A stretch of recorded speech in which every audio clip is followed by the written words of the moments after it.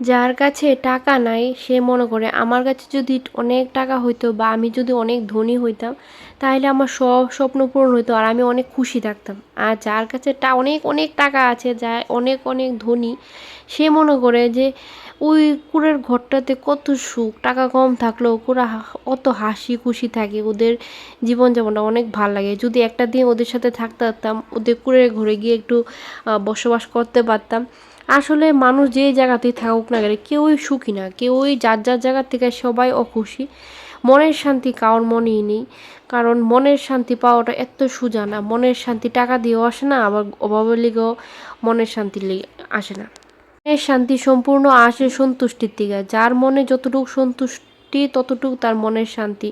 যে যতটুকু সন্তুষ্ট থাকবো সব কিছুর মধ্যে, সে সম্পর্ক হোক, টাকা পয়সা হোক, নিজের সংসার হোক, সব কিছু লইয়া পারিপার্শ্বিক দিক থেকে নিজের নিয়ে সেটা যত সন্তুষ্ট থাকবো সে ততই মানসিক শান্তি থাকবো, তার মনে ততই খুশি থাকবো। আর যে সব কিছু থাকলেও যার লাগবে আমার কাছে কিছুই নাই, আমার সব কিছু খালি খালি মনে হইব তার, আরও কিছু চাই, আরও কিছু চাই চাই করবো, ততদিন মানে তার মনে শান্তি কোনো দিন আইতো না, তার মানসিক অশান্তি একটা লাগিয়েই থাকবো। এটাই নিয়ম।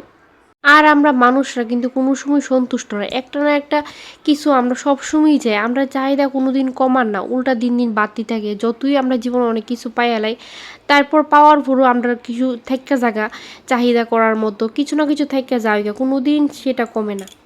আমি মনে করি মানুষের জীবনে সবথেকে বড় মানসিক শান্তি, বড় সন্তুষ্টি সে তার শরীর স্বাস্থ্য ঠিক থাকা, তার হাত পা সব কিছু ঠিক থাকা, তার সব মানে ভগবান যে রূপে পাঠাইছে তার সেই রূপে সম্পূর্ণ সুস্থ থাকা।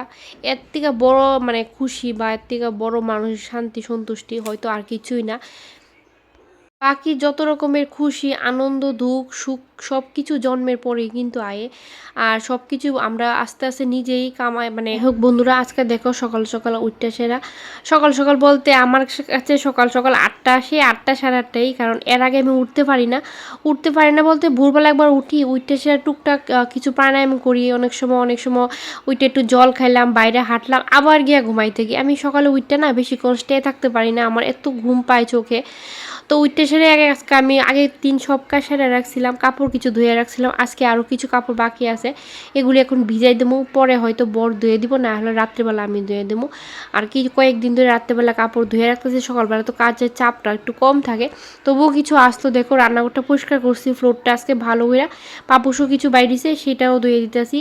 আর আমার বরের কাপড় চোপড় ধোয়া আমার একদম পছন্দ না, সত্যি কথা বলতে ওর ধোয়া একদমই পছন্দ না, সুন্দর না, মানে চকচক করে না কাপড় চোপড়। কিন্তু সময় না পাইলে কিছু করার নাই, ওরে ধুয়ে আমি কাপড় মানে ভিজাই রাখি, তারপর আমার বর ধুইয়া দেয়। তো কাপড়টি দেখো সেদিন এই 3-4 দিন আগে মই বের করছি ধোয়ার লিগা, তো এখনও ধুইছি না, সেটি জমাই রাখছিলাম। আসলে সেদিনের সুজয়ের শরীরটা ভালো আসে না, তো অনেক বমি করছে রাত্রিবেলা, ভোরের দিকে বমি করছে, তো সেই বমির বেড কভার কিন্তু এখনও ধোয়া হয়েছে না। তো আজকে এগুলি সবটি ভালো করে পরিষ্কার করে আমি স্রাব দিয়ে ভিজাই দেবো, তারপর পরে এটি ধোয়া হইব আর কি। তো এতদিন জমাই রাখছি, কারণ আমি একটু প্রচুর কাজে চাপ আসলো ঘরে অনেক, আরও এছাড়া কিন্তু আরও অনেক কাপড় ধোয়া হয়েছে। তো সেই কাপড় ধুইতে গিয়া এই কাপড় আর ধোয়া হয়েছে না, তো আজকে এটি ফাইনালি বাইর করলাম।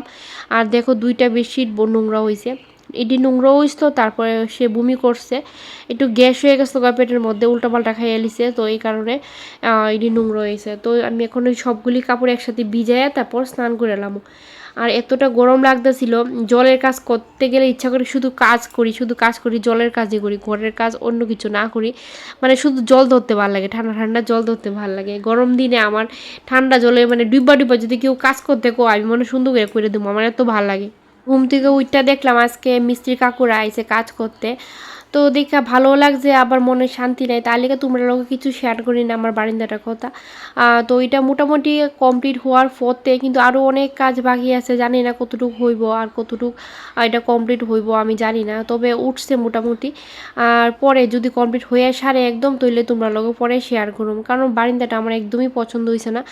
তুই ছোট মানে হাঁস মুরগির খামার যে হয়তো এর থেকে বড় থাকে, তো আমার বারিন্দাটা এতটাই ছোট, তো এলিগা মনের দুঃখে তোমরা লোক কিছু শেয়ার করি না। তো দেখো আমার কাপড় চাপড় ভিজানো কিন্তু এখন কমপ্লিট হয়ে গেছে গা, ভালো করে একটু মরে তারপর ভিজাই দিয়েছি। আর কাপড় চোপড় একটু না ভিজা থাকলে তারপর ধুইলেও পরিষ্কার হয় না, এলিগা আমি মিনিমাম ঘন্টা কি 1.5 ঘন্টা কাপড়টা ভিজা থাকলে তাহলে এরপর যদি কাপড়টা ধোয়া হয় তাহলে কিন্তু ভালো পরিষ্কার হয়। এটা তোমরা লক্ষ্য করে দেখো, যতই মানে ঝটপট তোমরা ভালো করে ঘষা মাঝে কাপড় ধুয়ে লাও না কেড়ে, একটু ভিজান থাকলে খুব ভালো পরিষ্কার হয়। তো যাই হোক এখন ভালো করে ভিজাই দিলাম, এখন আমি আস্তে আর কাজ নেই, আমরা এখন স্নান করে এলাম। তো ব্লগটা আজকে এতটুকুই রাখলাম বন্ধুরা, টাটা।